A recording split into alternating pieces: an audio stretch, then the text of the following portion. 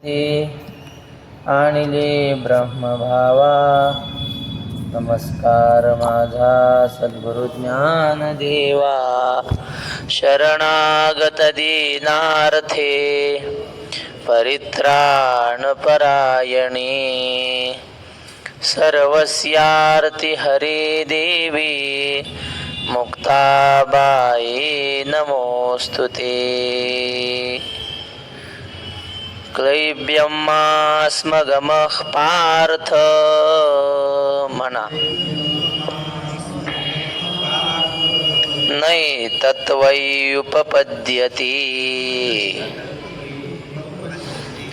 क्षुद्रं हृदय दौर्बल्यं त्यक्त्वोत्तिष्ठ परन्तप.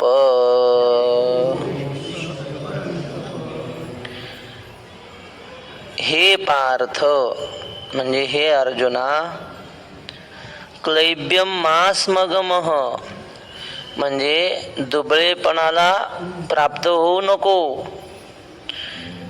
त्वयी न एतत्त्वयी उपपद्यते, तुला इथं हे शोभत नाही. मग काय सांगतात? क्षुद्रम हृदय दौर्बल्यम त्यक्त्वा परंतप उत्तिष्ठ म्हणजे क्षुद्र असा हृदयाचा दुबळेपणा सोडून हे परंतप उत्तिष्ठ. परंतप कुणाला म्हटलंय? अर्जुनाला. परंतप असं नाव आहे, विशेषण आहे ते. परांतापयती इति परंतप. शत्रूला थरकाप सोडवतो, शत्रूला घाबरवून टाकतो असा जो असेल त्याला परंतप म्हणतात, है की नाही? मग अर्जुना, तू परंतप आहेस, शत्रूला मारणार आहेस, शत्रूंना घाबरवणार आहेस आणि तू घाबरतोस. अर्जुनाच्या नावावरून देवाने हे सुचवलं की तू घाबरण्याचं कारण नाही. म्हणून शोक न करी तू पुरता धीर धरी. हे शोचता अवेरी पंडुकुमरा. म्हणून शोकू न करी. म्हणून म्हणजे त्याच्या आधीची ओवी वाचायची, श्लोकाच्या आधीची. काय ओवी आहे? तू जर असं माघार घेतली, असा वागला तर काय होईल? असं ती कीर्तीसी नाशू. तुझी कीर्ती पसरली ना सगळ्या जगामध्ये. धनुर्धारी अर्जुन, पराक्रमी अर्जुन, शूर अर्जुन अशी कीर्ती झालेली आहे ना, ती सगळी कीर्ती निघून जाईल. शिवरायांची ब्रीदावळी म्हणतात ना लोक, गर्जना. प्रौढ प्रताप पुरंदर क्षत्रिय कुलावतंस महाराजाधिराज योगीराज छत्रपती शिवाजी असं महाराज की जय खूप लांब म्हणतात. ही विशेषणं त्यांना लागू पडतात, तसे ते वागले. प्रताप पुरंदर म्हणजे पुरंदरासारखे, इंद्रासारखी त्यांच्याकडे शक्ती होती, शौर होते, म्हणून त्यांची कीर्ती गायली जाते, पोवाडे गायले जातात. तसे तुझी चालू आहे अर्जुना कीर्ती सध्या. पण तू जर आता पळून गेला तर आजपर्यंत एवढी कमावलेली कीर्ती निघून जाईल. असं ती एक कीर्तीशी नाशू आणि पारत्रिकाशी अपभ्रंशू. जाऊ दे, इथलं काही नाही, पण वर तुला स्वर्गादी लोक सुद्धा मिळणार नाहीत, वैकुंठ मिळणार नाही, तेही सुद्धा नष्ट होईल. म्हणून शोक करू नको, म्हणून त्या ओळीची संगती लावायची. म्हणून ज्ञानेश्वर महाराजांनी असं म्हटलंय 18व्या अध्यायाच्या शेवटी. म्हणजे आता आमची ज्ञानेश्वरी अशी झाली की मधले श्लोक काढून जरी घेतले गीतेतले तरी ज्ञानेश्वरी परिपूर्ण होईल. नाही बघा ना तुम्ही, वरची ओवी वाचायची खालची, मधला श्लोक नाही वाचला तरी अर्थसंगती बरोबर लागते. म्हणून शोक न करी. म्हणून अर्जुना शोक करू नको. तू पुरता धीरू धरी. अरे भरपूर धीर धर तू, असा धीराला कमीपणा येऊ देऊ नको. हे शोचता अवेरी पंडुकुमारा. अर्जुना, हा खेद हा शोक सोडून दे. अवेरी म्हणजे सोडून दे. पंडुकुमारा बापा असं करू नकोस अर्जुना. तुझं नव्हे हे उचित, येणे नासेल जोडले बहुत. तू अजूनवरी हित विचारी पा. अर्जुना, तुझ्यासारख्याला हे योग्य नाही बरं. अजून तू विचार कर, कुठं काय वागावं काय नाही हे तुला माहिती आहे. काळाचं, वेळेचं, जागेचं काही नियम असतात की नाही. कालचा दिवस होता ना, खरं म्हणजे काल सांगायला पाहिजे होती एक गोष्ट, पण सहज आता आठवली म्हणून सांगतो. आज आहे श्रावण शुद्ध सप्तमी. आज काल होती श्रावण शुद्ध षष्ठी. तर श्रावण शुद्ध षष्ठीची वक्ते बाबा एक गोष्ट सांगायची. त्या षष्ठीला नाव आहे श्रीयाळ षष्ठी. तुम्हाला माहिती आहे का श्रीयाळ कथा? श्रीयाळ राजा नाही, बाबाजी सांगायचे ते सांगतो. तर काय होतं, आता कालची गोष्ट आज सांगतो, चालते ना? वाघ महाराज म्हणायचे, वैकुंठवासी बाबूराव महाराज वाघ, ते म्हणले आमच्याकडे श्रावणात केलेल्या पुरणपोळ्या भाद्रपदात खातात, तुमच्याकडे खातात काय? खातात? कस काय हो? पद्धत अशी नाही. अहो पण श्रावणात आणि भाद्रपदात किती महिन्याचं अंतर आहे? किती महिन्याचं? 1 महिन्याचं नाही, एका दिवसाचं आहे. मग श्रावण वद्य अमावस्येच्या संध्याकाळी केलेल्या पोळ्या भाद्रपद शुद्ध प्रतिपदेला चालतात की? एका रात्रीचं अंतर आहे. तसं कालची गोष्ट आज सांगायला काय हरकत आहे. काल होती श्रीयाळ षष्ठी. तर कथा अशी की एकदा यम पृथ्वीवर फिरायला आला आणि फिरताना त्याने पाहिलं की एक माणूस हत्तीवर बसून हत्तीला फिरवत होता, असा इकडे तिकडे चाललं त्याचं. हे मला आश्चर्य वाटलं, हत्ती किती मोठा आहे आणि हत्तीच्या दृष्टीनं माणूस केवढा आहे. टिचभर आहे माणूस हत्तीच्या शरीराच्या दृष्टीनं. गेला तो यम आणि त्या हत्तीच्या कानापाशी म्हणला, अरे काय भल्या माणसा म्हणे, काय त्या माणसाच्या हातातलं खेळणं झालं असतं. एवढूसा माणूस टिचभर आणि तुला इकडं तिकडं फिरून राहिला. अरे नुसते असे सोडीने खाली पाडला तर तुझ्यासाठी काय ते माणूस, म्हणजे काय तुझ्या पुढं? तो हत्ती म्हणला, महाराज ते सगळं बरोबर आहे, पण हे माणसं चाप्टर आहेत म्हणे, तुम्हाला माहित नाही, हे फार हुशार आहेत, त्यांनी माझं वर्म जाणलंय. त्यांना माहिती इथं हत्तीच्या कानामागे अशी एक मऊ जागा असते आणि तिथं अंकुश मारला की हत्ती जागेवरच थांबतो, किती हत्ती ताकदवान असू द्या. ऐरावत रत्न थोर त्यासी अंकुशाचा मार. ते माणसाला माहिती कुठं ते शस्त्र टोचलं म्हणजे हत्ती जागेवर थांबतो, ते माहीत असल्यामुळे म्हणे मी यांच्या ताब्यात आहे, आता काय करता, माणसं लय हुशार आहेत, असं तो हत्ती म्हणला. यम म्हणला, अरे कशाचे हुशार कशाचे चाप्टर, मी रोज ट्रकाने मुडदे नेतो म्हणे माणसाचे. तो हत्ती म्हणला, तेच तर सांगून राहिलो, तुम्ही मेलेले नेता. एखादा जिता नेऊन पहा, मग कळते माणसं कशी आहेत. बर, तर म्हणे त्यात काय अवघड आहे. गेला यम, दूतांना सांगितलं, हे आज मेलेला आणायचा नाही, एखादा जिवंत घेऊन या बरं. ते म्हणजे असं कस, ते काय सांगू नका, सेवके करावे सांगितले काम. निघाले ते. एक माणूस, आपलं किराणा दुकान होतं, त्याचं दुकान उघडलं, 8-8:30ची वेळ सकाळची, आणि उन्हाला बसला दुकानाच्या बाहेर ओट्यावर. हे आले बा यमाचे दूत, चला म्हणे तुम्हाला यम लोकांना न्यायचं. अरे तो म्हणे मी जिवंत आहे ना, ते काही सांगू नका, आम्हाला आज्ञा आहे जिवंत माणूस आणायचं. त्याच्या लक्षात आलं, यमाचे दूत, जगात माणूस कोणाच्या हातून सुटल, पोलिसाच्या हातातून सुटता येईल, कोणाच्या, यमा दूताच्या हातातून नाही सुटता येत.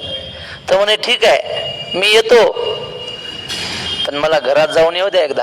गेला घरात, कागद घेतला, खरं खरं खरं काहीतरी लिहिलं त्याच्यावर, चिठ्ठी ठेवली, ते कागद खिशात, चला म्हणे. निघाला, यमाच्या पुढे त्याला उभं केलं.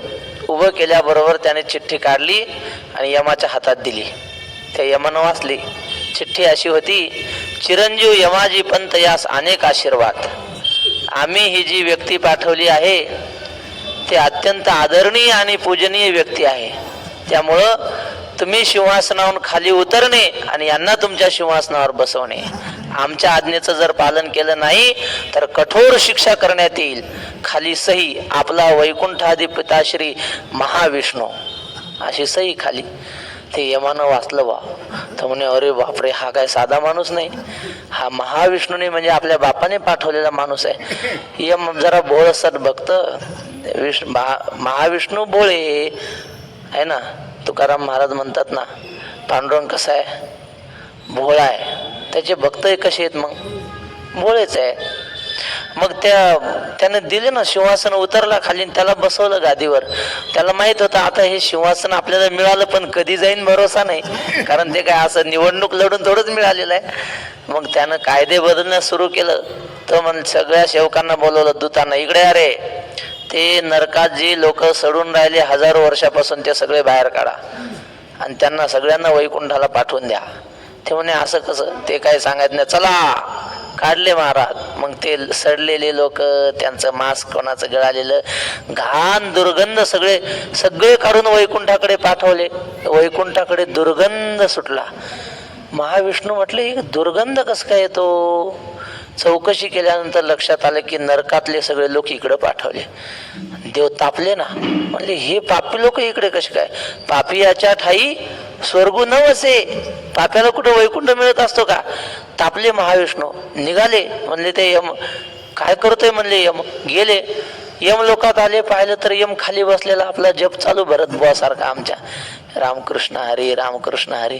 आणि दुसराच कोणीतरी अनोळखी माणूस बसला तिकडं सिंहासनावर. महाविष्णू म्हटले यम्या, डोक्यात फरक पडेल आहे का म्हणे तुझ्या. हे सगळे नरकातले तिकडे काऊन पाठवले. तो म्हणे ते मला काही सांगू नका, हे तुमची चिठ्ठी आणि हा तुम्ही पाठवलेला माणूस, आम्हाला काही सांगू नका. देवाच्या लक्षात आलं की ह्या माणसानं फसवलं. देव म्हटले माझ्या भक्ताला फसवलं ना, तुला शाप देतो, करोडो करोडो जन्म नरकात सडून जाशील. शाप दिला महाविष्णूने. तर म्हणे शाप द्या मला, पण मला एकदा खाली जाऊन येऊ द्या मृत्यू लोकात. कशाला. काय नाही म्हणे, तुमच्या दर्शनासाठी लोक तपश्चर्या करतात, वाऱ्या करतात, सप्ते करतात, चातुर्मास राहतात, 3 वाजता उठून चंद्रभागेच्या स्नानाला, प्रदक्षिणा, दर्शनाच्या वारीला लागतात. मी खाली जातो आणि ते सप्ते दिंड्या काढणाऱ्यांना सांगतो, कशासाठी सप्ते करून राहिले. देवाच्या दर्शनासाठी ना. अरे त्या देवाला बोलून आलो मी, भेटून आलो, आणि तरी मला करोडो जन्म कशात जावं लागते, आणि कशाला सप्ते करता, आणि कशाला दिंड्या. तो म्हणे का हो देवा, तुम्हाला काकडा पाठ आहे ना. काय महिमा वर्णू आता सांगणे किती, कोटी ब्रह्म हत्या मुख पाहता जाती. तो म्हणे काकड्यात लिहिलं वा, कोट्यावधी ब्रह्म हत्या केल्या, पांडुरंगाचं नुसतं एकदा मुख पाहिलं तर सगळ्या जळून जातात. मग माझ्या कशा काय राहिल्या म्हणे. आणि राहत असतील तर मी सांगून येतो खाली, दिंडे सप्त्या बंद करतो, तुमच्या वाऱ्यान चातुर्मासन सगळं. देव म्हणे बापा तसं नको करू, तू हुशार आहेस. त्याची बुद्धिमत्ता देवाला कळाली ना. देव म्हटले अरे तुला शिक्षा नाही, आता मी तुला आशीर्वाद देतो. चंद्र सूर्य आहे तोपर्यंत तुझं नाव निघीन आजच्या तिथीला. आणि त्या दिवशीची तिथी होती श्रावण शुद्ध षष्ठी, आणि त्या माणसाचं नाव होतं श्रियाळ. म्हणून कालच्या षष्टीला श्रियाळ षष्ठी म्हणतात. कोण्या ग्रंथात लिहिलं हे आपल्याला नाही माहिती, वक्ते आबाचं ऐकलेलं सांगतो आम्ही, काही ग्रंथ थोडेच ऐकले.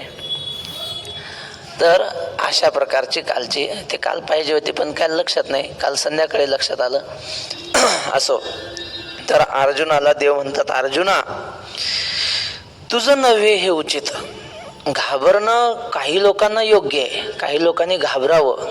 पोरानं बापाला घाबरावं, पोरानं आईला घाबरावं, शिष्याने गुरुला घाबरावं, भक्ताने देवाला घाबरावं, माणसाले मरणाला भ्यावं, हे त्यांना ठीक आहे, पण तुला घाबरणं योग्य नाही. देवाने काय केलं, समोर शिखंडी होता ना, शिखंडी यांच्याच बाजूने, देवानं कदाचित असा हात केला असावा, अर्जुना नेभळेपणा त्याला शोभल, तुला नाही. नैतत्व युपपद्यते, तुला शोभत नाही, कारण तो पुरुष नव्हता ना, तो तृतीय पंथी होता शिखंडी. तो जर पळून गेला असता मी नाही लढणार, त्याला शोभलं असतं, त्याला कोणी नावं ठेवले नसते. पण तुला नाही शोभत बरं. नैतत्व उपपद्यते तोही एतत न उपपद्यते. आणखी काय, इथं तुला शोभत नाही. तू एकदा पार्ट केलं होतं ते अभिनय, कोणाचा, भृंदळेचा. तृतीयपंथी नृत्य शिकवणारा नाधिंदींना शिकवायला होता की नाही अर्जुन. कुठं, विराट राजाच्या नगरीमध्ये त्या विराटाच्या पोरींना नृत्य शिकवत होता अर्जुन.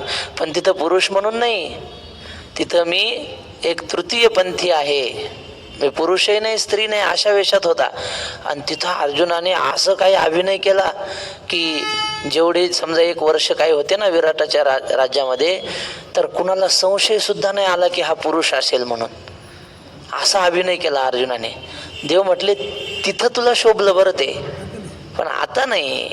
क्लैब्यम मास्मगम पार्थ, इथं शोभणार नाही. हे तुझं नव्हे हे उचित, येणे नासेल जोडले बहुत. तू अजूनही वरी हित विचारी पा अर्जुना, अजून वेळ गेलेली नाही. खाली बसलास पण अजून तू पळून गेलेला नाहीस, अजून तू पाठ दाखवलेली नाहीस, म्हणून अजून विचार कर. वा, ते असं एक वाक्य आहे बघा. श्री गुरु डॉक्टर बाबा म्हणजे नारायण महाराज जाधव आळंदी तिथे सांगतात, दे टोले जोवरी तप्त आहे लोखंड, येईल आकारा मग ते कसे झाली या थंड. म्हणजे जोपर्यंत लोखंड तापलेलं आहे ना तोपर्यंत टोले द्यावे, म्हणजे तुम्हाला पाहिजे तसा आकार घडवता येतो. आणि एकदा थंड झालं की मग संपलं, मग त्याला आकार देता येत नाही, मग ते राहिलं तसंच राहणार. ते असं चालित म्हणतात बाबा, दे टोले जोवरी तप्त आहे लोखंड, येईल आकारा मग ते कसे झाली या थंड. तसं चातुर्मास चालू आहे ना तोपर्यंत होईल तेवढा अभ्यास करत राहावा, मोबाईलचा संन्यास घ्यावा. का फक्त फोन आला तर उचलावा. वक्ते आबापाशी होतो ना, कोणाचा मिस कॉल येऊन गेला, आपण फोन लावला, काय करतो रे, काय नाही भाऊ, कोणाचा तरी मिस कॉल आला, फोन करू नको, त्याला गरज असेल तर करीन म्हणले. परत मिस कॉलवर फोन कर, हो ग कशाला वेळ घालायची. आणि होऊन तर कोणाला करूच नाही बाबा म्हणायचे. दुसऱ्याचा आला तर उचलावा, पण उगच कोणाला तरी कस काय फोन केला, काय नाही आपला उगच केला. उगच करू नये कोणाला फोन. म्हणजे कशासाठी सांगतो हे आता चातुर्मासात संधी आली. तसं अर्जुनाला देव म्हणतात, अर्जुना तुला संधी आली, आजपर्यंत तू जो अभ्यास केला ना, कशाचा अभ्यास केला हो? ज्ञानेश्वरी पाठ केली होती का त्यांनी? नाही. गाथा पाठ केली होती का? नाही. गायन शिकला होता का? गायन येत होतं त्याला, पखवाज येत होता, पण खरा अभ्यास केला होता युद्धकलेचा. मग अर्जुना तू आतापर्यंत अभ्यास केला युद्धकलेचा, आणि आता लढायची वेळ आली आणि आता पळून जायचं म्हणतोस. कशासाठी शिकला मग एवढं? आयुष्यभर कशाला वाया घातलं? नाही, हे तुला योग्य नाही. अजून वेळ गेलेली नाही. विचारी पा, हिताचा विचार कर. येणे संग्रामाचे ने अवसरे, इथं कृपाळू पण नुपकरे. हे आताची काय सोयरे जाहले तुझं. अर्जुना, या संग्रामाच्या वेळी कृपाळूपण म्हणजे अंतःकरणामध्ये दया उत्पन्न होणं, हे नुपकरे उपयोगाची नाही. हे आताची काय सोयरे झाले तुझं. तुला काय आता सोयरे झाले काय? याच्या आधी माहीत नव्हतं का आपले गुरु आपल्या समोर लढायला येणार आहेत, आपल्याला आपल्या गोत्रजांशी म्हणजे सोयऱ्या धायऱ्यांशीच लढायचं, हे युद्ध ठरण्याच्या आधी तुला माहीत नव्हतं का? आता सगळं कीर्तनकार आले, टाळकरी उभे राहिले, श्रोते मंडळी उभे बसले ऐकायला, महाराजांनी हातात विणा घेतला आणि मग पखवाजा म्हणतं मला वाजवायचंच नाही. आता कसं काय जमत? मग कीर्तनाच्या आधी म्हणला असता दुसरा कोणी आणला असता पखवाजा, आता म्हणून जमल का? तसं आता तुला माघार नाही घेता यायची. हा, तू आदल्या दिवशी म्हणला असता बाबा मी लढणार नाही, ते राज्य त्यांचं त्यांना देऊन टाका, मग बघितलं असतं. आता नाही जमत. आणि क्लैब्य म्हणजे दुबळेपणा तुझ्यासारख्याला शोभत नाही अर्जुना. आपले नामदेवराय होते की नाही, संत नामदेव महाराज, आपल्याला फक्त त्यांची भक्तीच माहीत आहे, त्यांच्या शक्तीचं सांगतो. नाथ महाराजांनी या पंढरपुराच्या महाद्वारात 600 मुसलमान मारले होते महाद्वारात एकट्या नामदेव महाराजांनी. आणि याचा लेखी पुरावा आपल्यासमोर चातुर्माशी महाराजांचा मठ आहे, त्यांच्याकडे बाळ आहे जुनं, वारकरी संप्रदायाचा काय इतिहास जुन्या लोकांनी लिहिलेला. ते नामदेव महाराजांनी 600 मुसलमान महाद्वारात कापलेले आहेत. माहिती आहे आपल्याला? काहीच माहीत नाही. आपल्या संतांची एकच बाजू माहिती आहे. नाथ महाराजांना आपण शांती ब्रह्म म्हणतो, पण त्यांनी केलेलं युद्ध कोणी सांगत नाही. नाथ महाराजांनी युद्ध केलंय ते विद्यार्थी असताना देवगिरीवर होते. त्यांचे गुरु जनार्दन स्वामी ते मोठे सरदार आणि झोपलेले होते जनार्दन स्वामी, आणि तेवढ्यात अचानक आक्रमण झालं. कोणीतरी दूत आला, शिपाई सांगितलं नाथ महाराजांना, म्हणले गुरुजींना उठवा, कोणीतरी आक्रमण केलंय आपल्यावर, चालून आलाय शत्रू. नाथ महाराजांनी विचार केला, म्हणे भाव धडफडील तरी स्वामीची निद्रा मोडेल, रचलेपणा पडेल झोती हन. म्हणजे मी असताना जर माझ्या गुरुची झोप मोडणार असेल तर उपयोग काय बरं? काय काम काय? युद्ध करायचे ना. मग मला हातपाय दिलेत की देवाने, आणि मी त्यांचा शिष्य आहे. त्यांचा शिष्य असल्यामुळं त्यांना जेवढं येतं त्यातलं थोडं तरी चाराने तरी येतंय मला. मेलो तर मेलो चला, पण गुरुची झोप नाही मोडायची. महाराज घेतले हातामध्ये ते त्यांचं काय चिलखत होतं गुरु महाराजाचं रोज घालत होते युद्ध करताना, ते घातलं सगळा पोशाख, ढाल तलवार घेतली, मुकुट घातला, आणि घोड्यावर त्यांचा जो घोडा होता त्याच्यावर गेले लढायला सैनिकासोबत. रात्रीची वेळ होती, जरा अंधाराची, त्यामुळे शिपायांना कळलंच नाही हे जनार्दन स्वामी इतके एकनाथ महाराज आहेत. अशी काही लढाई झाली की एकट्या नाथ महाराजांनी 100-150 सैनिक मारून टाकले एकट्याने. ते शिपाई म्हणायचे, अरे आपण आयुष्यभर जनार्दन स्वामी सोबत लढतो, पण आज काही वेगळीच आहे म्हणले. आजचं काही युद्ध वेगळंच लढले. आणि मग लढाई जिंकून आले घरी. ते सगळे वस्त्र जिथल्या तिथं व्यवस्थित ठेवले. आणि दुसऱ्या दिवशी पहाट झाल्यावर काही शिपाई जनार्दन स्वामींना भेटायला गेले. म्हणले, स्वामी काय हो, रात्री लढाई झाली, आम्ही किती तुमच्या लढाया पाहिल्या, पण रात्रीची काही आलो की बुवा, काय लढले तुम्ही स्वामी? ते म्हणले, कुठली लढाई? तुला काय स्वप्न पडलं का? म्हणले, अहो महाराज असं काय करता, तुम्ही स्वतः लढले, यांना विचारा, अमक्याला विचारा. मग स्वामींनी विचारल्यावर त्यांनी सांगितलं, खरं लढाई झाली आणि तुम्ही स्वतः आमच्यासोबत होते. स्वामी म्हटले, मी नव्हतो बाबा, मी झोपलो होतो. आणि मग चौकशी केल्यावर लक्षात आलं की आपला शिष्य एकनाथ महाराज ते लढले. बोलवलं, समोर उभं केलं, नाथा लढायला गेला होता? हात जोडून नुसती खाली मान घालून उभे राहिले. हो म्हटले नाही म्हटले नाही. आपल्यासारखा असतात. मग महाराज तुम्ही काय मला येडं समजले काय? म्हणजे शिष्य झालं म्हणजे काय, तुमच्यापेक्षा भारी लढतो विचारा यांना, असं म्हणलो असतो आपण. पण नाही, नाथ महाराज नुसते हात जोडून उभे राहिले. मोठेपणा नाही, अहंकार नाही. जे काही झालं असेल तर तुमची कृपा, अहंकाराचा वारा न लागो राजसा, माझी या विष्णुदासा भाविकाशी. वक्ते बाबा सांगायचे, नाथ महाराज जेव्हा देवगिरीवर होते ना, जनार्दन स्वामी चांगले सज्जन होते, पण त्यांची मंडळी लय कडक. जनार्दन स्वामीची पत्नी फार कडक बाई, आणि ती काय करायची, एकनाथ महाराजांना रोज मारायची. पण एकनाथ महाराजांनी कधी आपल्या गुरु महाराजाला सांगितलं नाही की मला गुरुमाईनं मारलं म्हणून त्यांना शांती ब्रह्म उगत नाहीत म्हणत. त्यांना कळत होतं कुठं शांती धारण करायची आणि कुठं क्रोध करायचा. शांती ब्रह्म अशा व्यक्तीला, साधूला क्रोध आलाच नाही पाहिजे असा नियम नाही. आम्हाला शाळेत श्लोक होता, उग्रत्वंच मृदुत्वंच समयम वीक्ष संश्रयेत. माणसाने क्रोध आणि शांतता समय पाहून धारण केली पाहिजे. म्हटले, जो सूर्य सकाळी शांत असतो तो दुपारी 12 वाजता कडक होतो, आणि झालाच पाहिजे, नाहीतर कपडे कसे वाळतील? आहे की नाही? जगाला प्रकाश, उष्णता कशी मिळेल? त्याने शांतही झालं पाहिजे सकाळ संध्याकाळच्या वेळेला, आणि तापलंही पाहिजे, तरच त्याची शोभा आहे. तसंच माणसाला कुठं राग व्यक्त करता आला पाहिजे आणि कुठं शांतता धारण करता आली पाहिजे हे कळलं पाहिजे. तसं अर्जुना, ही शांतता दया दाखवण्याची ही वेळ नाही, आता ही क्रोध व्यक्त करण्याची वेळ आहे, शत्रूचा बदला घेण्याची ही वेळ आहे, सज्जनांचं रक्षण करण्याची ही वेळ आहे. हे आताची काय सोयरे झाले तुझं, हे तुला आता सोयरे झाले का? तू आधीची काय नेणसी की हे गोत्रज नोळखसी, वायाची काय करेशो अतिशो आता. लढाईच्या आधी तुला माहित नव्हतं का रे, आपल्या गुरुशी लढायचंय, नातेवाईकांशी लढायचंय, आताच काय हा आगावपणा तुला सुचला? अतिशय, अतिरेक म्हणजेच काय आगावपणा, आता कस काय सुचला तुला? आजचे हे झुंज काय जन्मा नवल तुझं, हे परस्परे तुम्हा व्याज सदाची याथे. माणूस घाबरतो. एखाद्याला म्हणलं, हो तुम्ही कीर्तन करा बरं आज, तो म्हणतो नाही आपण कधी कीर्तन बिर्तन केलेलं नाही, आपलं ऐकतो. मी कधीच केलेलं नाही म्हणून घाबरतो. तसं तू कधीच लढाई केली नाही का? रोजचं आहे ना तुमचं नित्यनेम. आम्ही तुम्हाला रोज युद्ध आहे अर्जुनाला.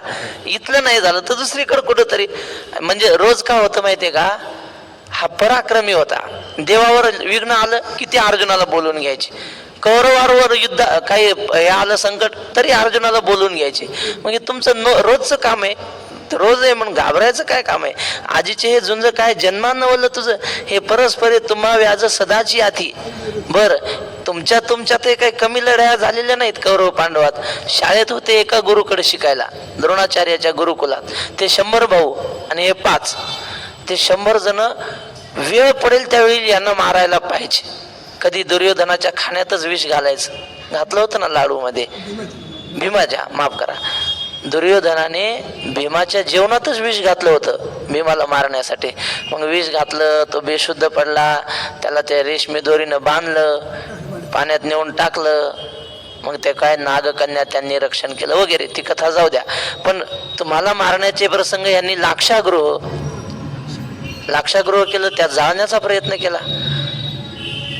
मग तुमची भांडणं काय आजची नाही आहेत अर्जुना.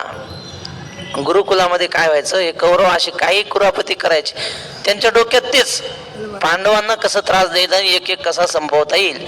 पण आता त्यांचं रक्षण करणारा जाको राखे साईया, मार सके ना कोय, बाल न बाका कर सके सब जग बैरी होय. वा, तुकाराम महाराज म्हणतात, देव राखे तया मारील कोण, न मोडे काटा हेंडतावण. आणि मग हे कौरव एकदा आंबे पाडायला गेले आंब्याच्या झाडावर. भीम असा पाहत होता. भीम म्हणला जाऊ द्या वर, मग पाहू.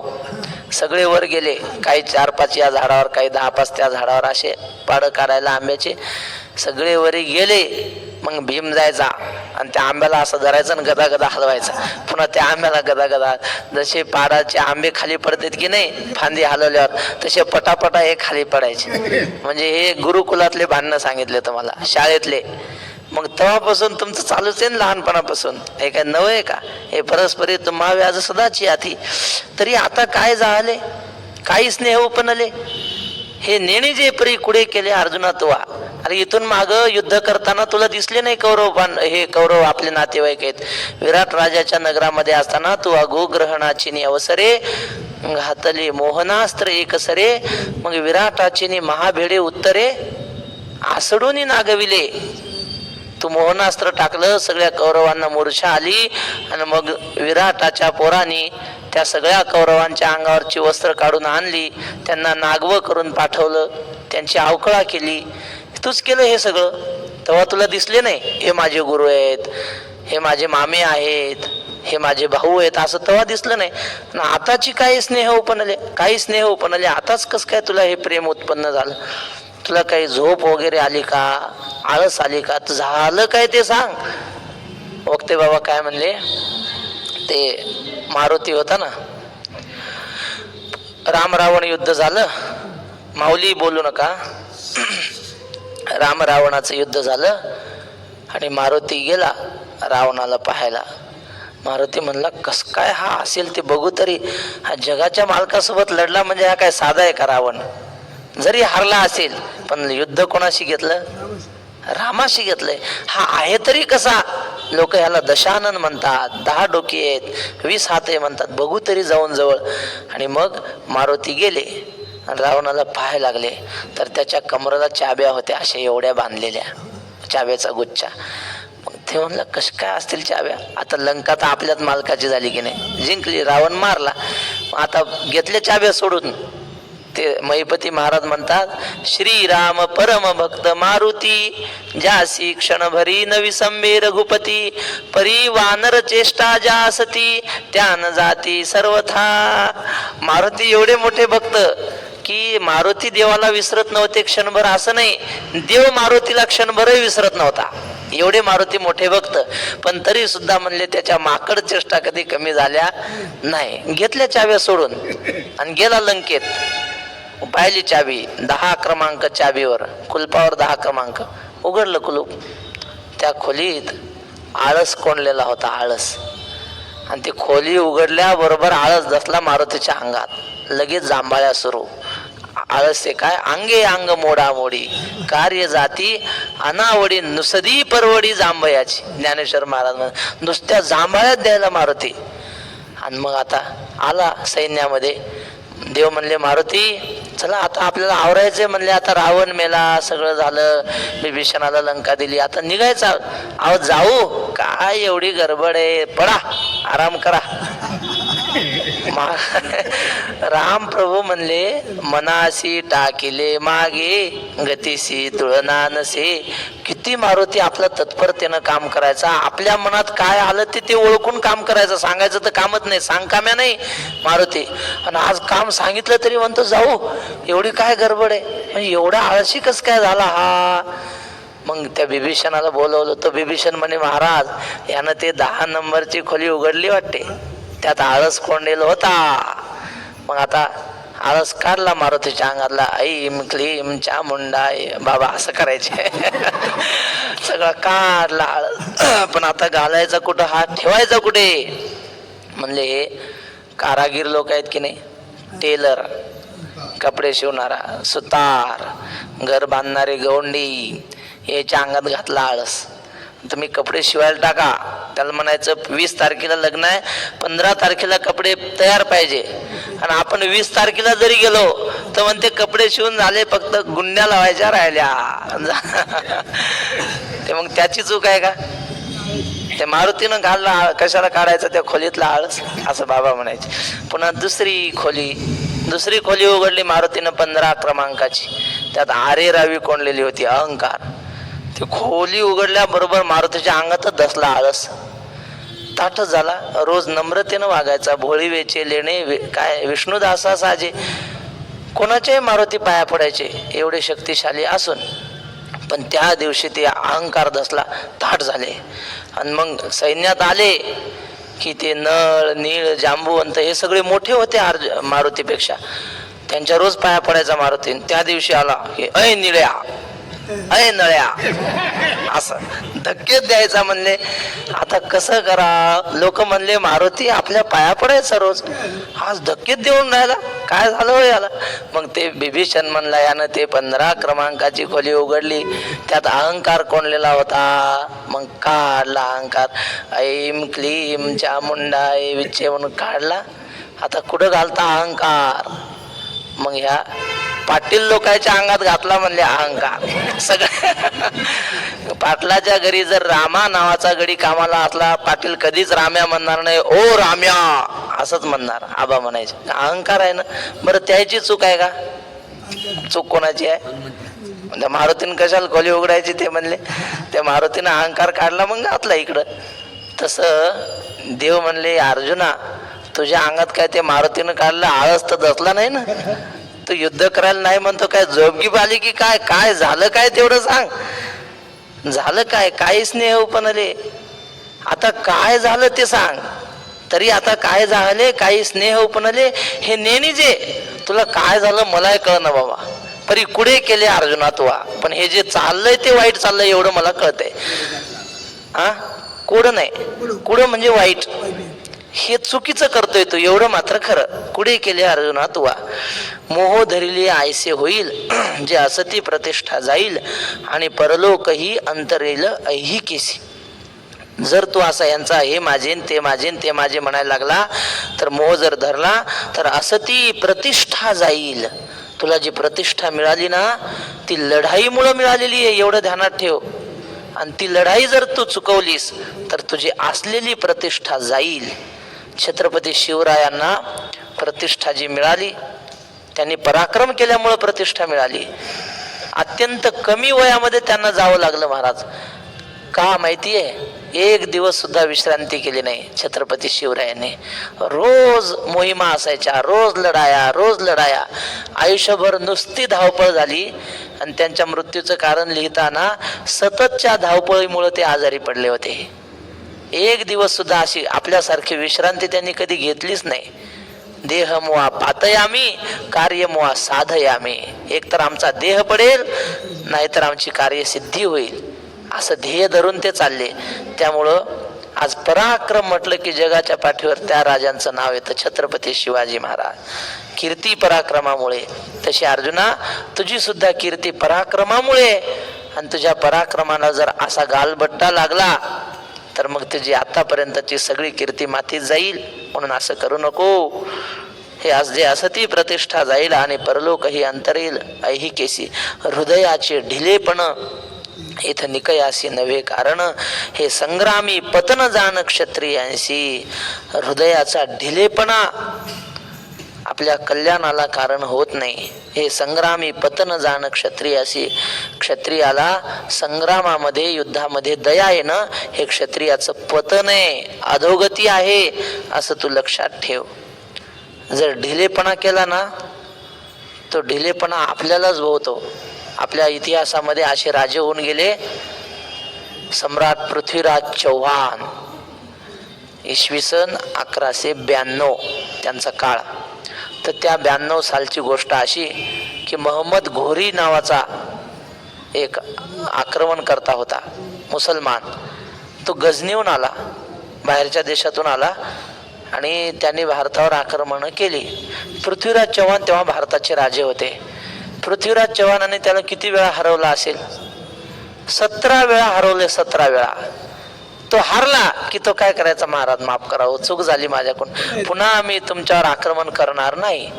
पहिल्यांदा झालं, बरं बरं दिलं सोडून. क्षमा शस्त्र जया नराची या हाती, दुष्ट दया प्रति काय करी. क्षमा बड़ नको होत है, छोट नको उत्पात, क्या विष्णू की महिमा घटी जो भृगुने मारी लात. मोठी माणसं क्षमा करतात. आणि मग सोडून दिलं. पहिल्या वेळा, दुसऱ्या वेळा सोडून दिलं, तिसऱ्या वेळा सोडून दिलं. आता खरं सांगा, क्षमा करणं चांगलं, पण 17 वेळा, 17 वेळा त्या आपल्या पृथ्वीराजांनी मोहम्मद घोरीला सोडून दिलं. 18व्या वेळी मोहम्मद घोरीनेच पकडलं पृथ्वीराज चव्हाणाला. आता खरं सांगा, 17 वेळा ज्याने आपल्याला सोडलं त्याला आता ह्याने सोडायला पाहिजे की नाही एकदा? पण त्यानं सोडलं नाही महाराज. त्यानं इथं पकडलं भारतामध्ये पृथ्वीराज चव्हाणांना आणि कैद करून तिकडं नेलं, त्याच्या देशामध्ये, तिकडं गजनीला नेलं. आणि तिकडं नेऊन जसं छत्रपती संभाजी महाराजांची हत्या करण्यात आली की नाही, तशाच प्रकारे डोळे फोडले पृथ्वीराज चव्हाणांचे. आणि मग त्यांच्यासोबत एक चंद बरदाई म्हणून त्यांचा शिपाई होता. कोणाचा? पृथ्वीराज चव्हाणाचा. त्याने सांगितलं, महाराज आता नाहीतरी आपण दोघंही संपलेलेच आहोत, हा काय आपल्याला सोडणार नाही, पण आपण निश्चय केलेला होता की ह्याला संपवायचा. मग आपण मरणार, पण मरता मरता ह्यालाही मारायचं. पृथ्वीराज चव्हाण म्हटले, असं कसं होईल? आता आपल्याला डोळे नाहीत, आपण ह्याच्या कैदीत आहोत, मग ह्याला आपण मारू कसं काय शकतो? ते म्हटले, महाराज माझी सदिच्छा आहे तुमच्यासोबत, तुम्ही फक्त संकल्प करा याला मारायचं, मरणार. आणि मग काय महाराज, कल्पनेत सुद्धा शक्ती असते. त्यांनी असं लिहिलंय, म्हणूनही मनुपुत्र है ये सामने जिसकी कल्पना की जीभ में भी धार होती है. कल्पनेच्या जिभेत सुद्धा ताकद असते. बाण नहीं होते विचारों के केवल स्वप्न के भी हात में तलवार होती है. नुसते आपण विचार केले ना, मी ह्याला संपवेल, योग येतो, देव आणतो. आणि मग डोळे फुटलेले असताना पृथ्वीराज चव्हाणाला शेवटच्या दिवशी त्याने उभं केलं मोहम्मद घोरीने समोर. आणि एका सेवकाला सांगितलं, ह्याची मान उडून टाका, माझ्या समोर याला मारून टाका. असं म्हटल्यावर तो जो होता चंद बरदाई, तो म्हटला, थांबा, तुम्ही कुणाला मारता याचा विचार करा. कुणाला मारतो म्हणजे? तो म्हटला, एका काफिराला मारतो, म्हणजे एका हिंदूला मारतोय मी. तो चंद बरदाई म्हटला, नुसत्या हिंदूला नाही, हा फार मोठा पराक्रमी राजा आहे, शब्दवेधी बाण मारतोय. शब्दवेधी बाण म्हणजे जिथून आवाज येतोय, डोळे लावलेले असले, जिथून आवाज येतो बरोबर तिथं बाण मारणारा, याला शब्दवेधी म्हणतात. तो मोहम्मद घोरी म्हटला, असं? मग आता हा डोळे फुटलेले असताना बाण मारीन का? तो म्हटला, मग त्यात काय म्हणला? मग हे एकदा मला बघायची म्हणे कला. मोहम्मद घोरी म्हटला, डोळे फुटलेले असताना बरोबर जिथून आवाज येतो तिथंच बाण हा कस काय मारतो, एवढी कला मला पाहिजे, आणि मग याला मारून टाकू म्हणे. ठीक आहे म्हणले. मग त्यांनी पृथ्वीराज चव्हाणाच्या हातात बाण दिला आणि अशी दूर एका बाजूला अशी घंटा वाजवायला लावली. घंटेचा आवाज आल्या बरोबर जिथं ज्या घंटेतून आवाज आला ना, त्याच घंटेवर बाण मारला पृथ्वीराज चव्हाणाने, डोळे फुटलेले असताना. पुन्हा इकडून घंटा वाजवली इकडच्या घंटेवर. आणि मग ही कला पाहिली आणि तो मोहम्मद घोरी सिंहासनावर उभा राहिला आणि वाह वाह क्या कला आहे असं म्हणायला लागला. त्याचा आवाज आला ना, बस पृथ्वीराज चव्हाणांनी डोक्यात विचार केला, हा आवाज येतोय ना, आणि एकूण चंद वरदाईने अनुमान सांगितलं. किती उंचावर येतो? 4 बास 24 गज, अंगुल अष्ट प्रमाण, ता उपर सुलतान है मत चुको चव्हाण. एवढ्या उंचीवर आहे, दोहा करून सांगितला. आणि मग महाराज वाह वाह असं म्हणत होता ना, बरोबर त्याच्या कंठातच बाण मारला पृथ्वीराज चव्हाणाने, डोळे फुटलेले असताना. हे कशाच्या गाथा आहेत? ह्या शौर्याच्या गाथा आहेत. एखादा शूरवीर असला की त्याच्या कीर्ती होते. अर्जुना तुझी अशी कीर्ती गाजलेली आहे. आणि अर्जुनाला हे सगळं येत होतं, ध्वनिभेदन कला येत होती, म्हणजे शब्दवेदी बाण. हे सगळी तुझी कीर्ती आहे ना, तुझ्या पराक्रमामुळे आहे. आणि तुझ्या पराक्रमाला तू गालबट्ट लावू नकोस. तुझी कीर्ती अशीच नाही, ह्यापेक्षा उत्तर वाढती राहिली पाहिजे. ऐसेनी तो कृपावंतू, नाना परी असे शिकवितू. हे ऐकोनी पंडुसुतू काय बोले. एका वाक्यात माऊलीने सांगितलं, हृदयाचे ढिलेपण इथं निकयासी नव्हे कारण. चातुर्मासाला निघला, पिशवी भरली, आणि आता 4 महिने तिकडच राहायचं म्हणून निघला. नदी सुद्धा ओलांडायची नाही असं ठरवलं, घरीच. आणि घरून निघता नातवंदरला धोतर, बापू जाऊ नका, मला करमत नाही तुमच्याशिवाय. मग सून म्हणते, का हो भावा तुम्ही चालले, पोरग कस काय राहील. तिला माहिती आहे पोरग राहणार म्हणजे याला शाळेत नेऊन कोण सोडत आणि आणेन कोण, त्याची तिला काळजी. तेवढं काम कमी होतं ना म्हातारा घरी असलं की. मग ते पोरग धरते बापाचं, त्या आजोबाचं धोतर. मग आता 4 महिने राहायचं ठरवलेलं असतंय, पण पुन्हा विचार कर, खरंच आहे पोराला करमणार नाही माझ्याशिवाय. मग हृदय ढिलं होतं, ढिलं. आधी जे निश्चय केला होता ना ते जरा पहिलं ढिलंच असते जरा. आणि मग हृदयाचे ढिले पण बॅग भरलेली तशीच घरी ठेवतो आणि चातुर्मास रहित. याला काय म्हणायचं? हृदयाचे. पण ते निकयासी नव्हे कारण, ते आपल्या कल्याणाला कारण होत नाही. महाराज अहिल्याबाई होळकर होत्या, काय पराक्रमी महाराज. बाई पण तिचा पोरगा काय 7-8 वर्षाचा पोरगा असेल, तो जरा आगाव होता. हे माणसं यांना मोठे यायचे ना सरदार लोक, काही सल्ला मसलत करायला. तर ते पाहुणे मंडळी आली, बाहेर जोडे काढले की ते पोरग काय करायचं, विंचू आणायचं आणि जोड्यात सोडायचं. पाहुण्याच्या जोड्यात विंचू सोडायचे. मग ते जोड्यात पाय घातले की चावायचे ना ते. बरं एकदा झालं, दोनदा झालं, किती वेळा सांगितलं, पोरग काय ऐका ना. जरा मोठ्या माणसाची पोरं आगाव असतात. त्या अहिल्याबाईने काय केलं, स्वतःच्या पोराला हत्तीच्या पायाखाली दिलं. महाराज वाटलं नसेल का माझा पोटचा गोळा आहे, याला कस काय मारू, वाटलं असेल की नाही. पण हृदय ढिलं होऊ दिलं नाही. कठोर हृदयाचे ढिले पण इथं निकयासी नव्हे कारण. हे सगळे छत्रपती शिवाजी महाराज असो, अहिल्याबाई असो, छत्रपती संभाजी महाराज असो, पृथ्वीराज चव्हाण असो, ही माणसं गीता वाचायची. आपल्या वाटतं त्यांनी फक्त राजकारणच केलं, आजचे लोक करतात तसं नाही. त्यांना सगळे यायचं म्हणून तर ते एवढे पराक्रमी झाले. म्हणून क्लैब्यमास मगमः पार्थ हा जो श्लोक आज आपण पाहिला, हा श्लोक स्वामी विवेकानंदांचा अत्यंत आवडता श्लोक. स्वामी विवेकानंद नेहमी भाषण असलं गीतेवर की हा श्लोक म्हणा, क्लैब्यमास मगमः पार्थ, नेभळेपणाला जाऊ नका. कारण त्या काळात इंग्रजांची सत्ता होती भारतावर, पराक्रमाची गरज होती. म्हणून स्वामी लोकांना हा श्लोक सांगून जाग करायचे. एक प्रसंग सांगतो छोटासा, 2 मिनिटाचा, थांबतो. स्वामी विवेकानंद तीर्थयात्रा करत असताना ते असे हातात त्यांच्या काठी, संन्यासाचा वेश, एक झोळी अडकवली, चालले रस्त्याने. काही माकडं त्यांच्या मागं लागले. आता माकडं 7-8-10 माकडं आणि एकटे स्वामी. माकडं मागं लागल्यावर स्वामी लागले पळायला, त्यांच्या मागं माकडं. एका संन्याशाने पाहिलं दुसऱ्या, आणि तो संन्याशी म्हणला, अरे पळतोस काय, मागं फिरून प्रतिकार कर त्यांना. आणि मग ते ऐकल्याबरोबर स्वामीजी पुढं पळत होते ना, ते मागं फिरले, हातात काठी होतीच, मागं फिरले आणि त्या माकडाकडे धावले. मग माकडं तिकडं पळू लागले मागे. मग माकडं त्यांना घाबरले. म्हणजे याचा अर्थ काय, आपण पुढच्याला घाबरलो की पुढच्याची तीच शक्ती असते. आपलं घाबरणं हीच पुढच्याची शक्ती, श्रोत्यांचं विसरणं हीच कीर्तनकाराची शक्ती. मग तेच कीर्तन पुन्हा दुसऱ्या वर्षी त्याच गावात करता येते. श्रोत्यांचं विसरणं ही त्यांची शक्ती. तसं शत्रूचं घाबरणं हीच आपली, त्याचे शत्रूची शक्ती असते, आपली शक्ती असते. त्यामुळं अर्जुनाला देव सांगतात की ऐसेनी तो कृपावंतू नाना परी असे शिकवितू. हे ऐकून पंडुसुत काय बोले. अशा वेगवेगळ्या पद्धतीनं भगवंताने त्याला शिकवण्याचा प्रयत्न केला. आणि हे ऐकल्यानंतर अर्जुन काय म्हणतो, त्या अर्जुनाची